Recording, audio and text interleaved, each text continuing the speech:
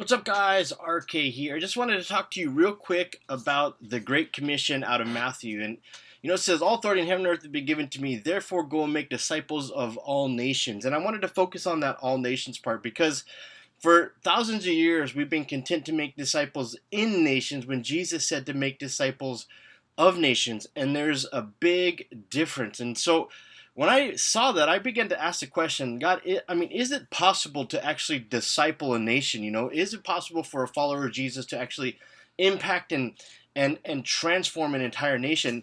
And I read the end of the book in Revelation 21, and in Revelation 21:6 it says, the glory and honor of the nations will be brought into it. So somewhere between Matthew 28 and Revelation 21, it happens where followers of Jesus are beginning to actually impact and transform nations. So I began to ask God, how can I play a part in your plan to disciple all the nations? And I heard a story. I've been in YWAM for a number of years, and I heard a story of Loren Cunningham and Bill Bright. They both happened to be in Colorado at the same time. So Bill Bright actually called the ranger station by the cabin where Loren was staying, and Loren went and got on the phone. He said, "Hey, Bill said, hey, Loren, let's have lunch tomorrow." So that night, Loren Cunningham was sitting there praying, and God began to speak to him and said, "Hey, I want you to share this with your brother tomorrow, right?"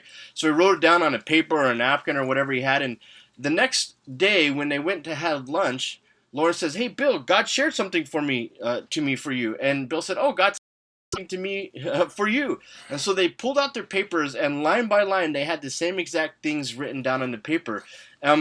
Bill Bright called them spheres of influence. Loren Cunningham called them mind molders. And basically what they had written down was these 7 areas of influence are the 7 areas that are controlling the mass mind of the culture. Now, if you want to disciple a person, you got to change the way they think. If you want to disciple a nation, you got to change the way that nation thinks. And there's 7 specific areas that are controlling the mass mind of your culture, right? So I call these the 7 areas of cultural influence. Now, the first one is religion.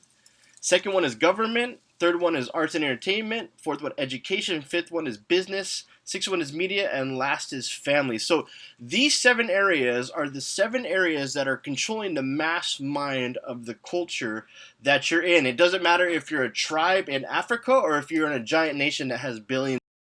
These 7 areas of influence, if we want to disciple nations, we got to begin influence and transforming these 7 areas. Now, what I have here is it's called the population explosion. When Jesus was on the planet, there was about 250 million people on the planet, to where nowadays there's upwards of 7 billion, right? And so it doesn't follow like just a simple growth trajectory. All of a sudden, boom, there's an explosion of billions of people on the planet.